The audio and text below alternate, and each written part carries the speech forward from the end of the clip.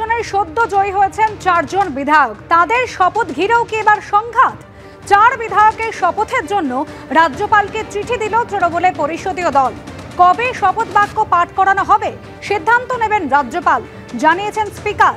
সম্প্রতি 2 বিধায়ক সায়ন্তিকা বন্দ্যোপাধ্যায় এবং রেয়াত হোসেন সরকার, তাদের শপথ ঘিরে তুঙ্গে ওঠে রাজ্যপাল এবং বিধানসভার অধ্যক্ষের সংঘাত। রাজভবনে গিয়ে শপথ গ্রহণ করতে রাজি হননি সায়ন্তিকা বন্দ্যোপাধ্যায় এবং রেয়াত হোসেন সরকার।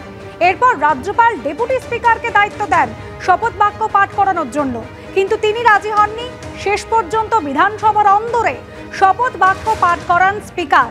আর এবার সদ্য বিধানসভা উপনির্বাচনে যে 4 জন তৃণমূল বিধায়ক জয়ী হয়েছেন, তাদের শপথ ঘিরেও কি সেই রকম সংঘাতের পরিস্থিতি তৈরি হচ্ছে?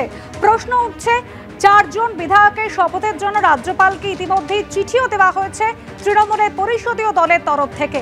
তবে কবে শপথ বাক্য পাঠ করানো হবে তা এখনো জানা যায়নি। সেই সিদ্ধান্ত নেবেন রাজ্যপাল সিভি আনন্দ বোস, জানিয়েছেন স্পিকার।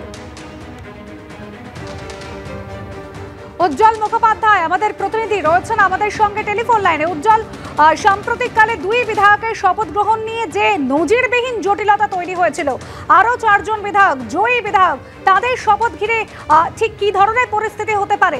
স্পিকার ইতিমধ্যেই চিঠি দিয়েছেন রাজ্যপালকে।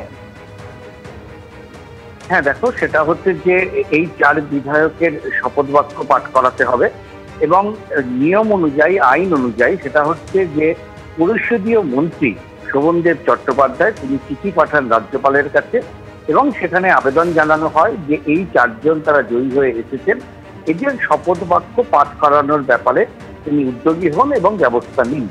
এবং এক্ষেত্রে নিয়ম হচ্ছে যে রাজ্যপাল এই চিঠি পাওয়ার পর তিনি অধ্যক্ষকে দায়িত্ব দেন তার হয়ে শপথ বাক্য পাঠ করানোর জন্য এবং সেখানে শপথ বাক্য পাঠ করান অধ্যক্ষ।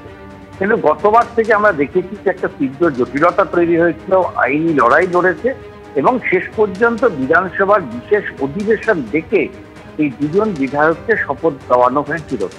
এবার কিন্তু সরকার বা বিধানসভা তারা কিন্তু প্রথম থেকেই তাদের লক্ষ্যে স্থির, যেটা অধ্যক্ষ জানিয়েছেন যে সমস্ত চিঠি যা নিয়ম আছে সেগুলো পাঠানো হবে রাজ্যপালের কাছে।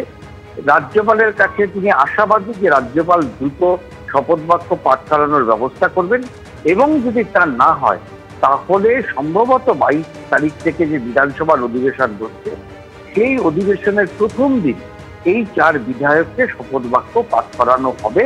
এটা কিন্তু অধ্যক্ষ একেবারে স্পষ্ট জানিয়ে দিয়েছেন। অর্থাৎ এবার রাজ্যপাল যদি মনে করেন বা রাজভবন যদি মনে করেন এই ঘটনাকে কেন্দ্র করে তারা দীর্ঘমেয়াদী কোনো পরিকল্পনা নিয়ে নামবেন, বিধানসভা কিন্তু স্পষ্ট বুঝিয়ে দিয়েছেন যে রাজ্যপালের চিঠির অপেক্ষায় তারা থাকবেন, কিন্তু অনন্তকাল তারা অপেক্ষা করবেন না। যদি রাজ্যপাল এর মধ্যে চিঠি না পাঠান বা শপথ গ্রহণের কোনো ব্যবস্থা না করেন তাহলে বিধানসভার অধিবেশন শুরু হওয়ার সঙ্গে সঙ্গে তাদের শপথ বাক্য পাঠ করানো হবে।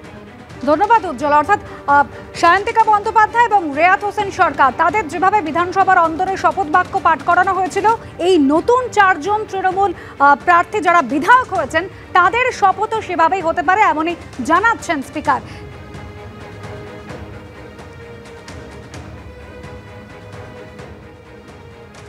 শপথ তো হতেই হবে। আমাদের পিএ ডিপার্টমেন্ট রাজ্যপালের সঙ্গে যোগাযোগ করছেন, তাদের এটা এদের কর্তব্য এবং রাজ্যপালের কাছে উনি যেটা কনস্টিটিউশনাল কনভেনশন যেটা নিয়ে আগে এত বিতর্ক হয়েছিল এটাকে ফলো করে যদি স্পিকারের কাছে দেন তাহলে আমরা তো শপথ পাঠ করে দিতে পারি।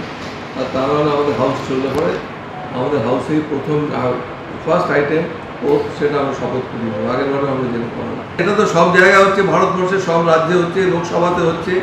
মিড টার্ম করে যারা জয়লাভ করে আসবে তাদের শপথ দপ্তর স্পিকার পাঠ করান। এটা ব্যতিক্রমী হওয়ার এখানে কোনো কারণ নেই। দুর্ভাগ্যজনকভাবে আমাদের আগে রাজ্যপাল অন্যরকম চিন্তাভাবনা করেছিলেন।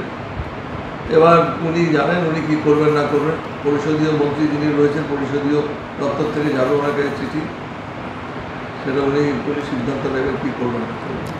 যে রাজ্যপাল নিশ্চয়ই তিনি বিবেচনা করবেন। আগের বারেও তাকে আমরা আমাদের পরিষদীয় দল থেকে তাকে অনুরোধ করা হয়েছিল। আমার মনে এবার হয়তো উনি অন্যরকম চিন্তাভাবনা করবেন।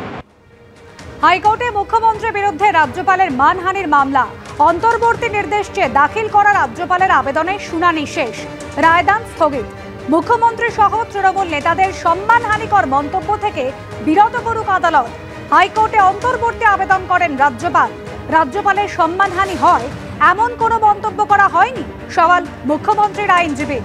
যদি সম্মানহানি না হয়ে থাকে তবে অন্তর্বর্তী নির্দেশ জারির প্রয়োজন নেই। যদি মূল অভিযোগ সত্য বলে প্রমাণিত হয় তবে জনগণের সেটা জানা প্রয়োজন। একজন জনপ্রতিনিধির অভিযোগ তিনি রাজ্যপালের কারণে তার দায়িত্ব পালন করতে পারছেন না, এটাতে কিভাবে সম্মানহানি হয়? প্রশ্ন মুখ্যমন্ত্রীর আইনজীবীর। রাজভবনে যে ঘটনা ঘটেছে বলে অভিযোগ সেটা ইতিমধ্যেই প্রকাশ্যে এসেছে, সেটা তো রাজ্যপাল কোথাও চ্যালেঞ্জ করেননি। মুখ্যমন্ত্রী বলেছেন তিনি অভিযোগ পেয়েছেন, মহিলারা রাজভবনে যেতে ভয় পাচ্ছেন। হাইকোর্টের সওয়াল মুখ্যমন্ত্রীর আইনজীবীর। বিভিন্ন বিল নিয়ে রাজ্যপালের মধ্যে দীর্ঘদিন ধরেই সংঘাত চলছে, তাই রাজ্যপালের বিরুদ্ধে এই অভিযোগ উদ্দেশ্য প্রণোদিত এবং বিদ্বেষমূলক। সায়ন্তিকা বন্দ্যোপাধ্যায় জানাতে পারতেন যে তিনি রাজভবনে যেতে ভয় পাচ্ছেন, সেটা তিনি করেননি। সওয়াল করেছেন রাজ্যপালের আইনজীবী। সবাই বলছেন তারা বিভিন্ন ব্যক্তি বা মহিলাদের থেকে অভিযোগ পেয়েছেন, জানতে পেরেছেন রাজভবনে কি ঘটনা ঘটেছে, তাই তারা রাজভবনে যেতে ভয় পাচ্ছেন। কিন্তু সেই ব্যক্তি বা মহিলা কারা? কেউ নেই। কারোর এই ধরনের অভিযোগ সম্পর্কে ব্যক্তিগত জ্ঞান নেই। হাইকোর্টের সওয়াল রাজ্যপালের আইনজীবীর।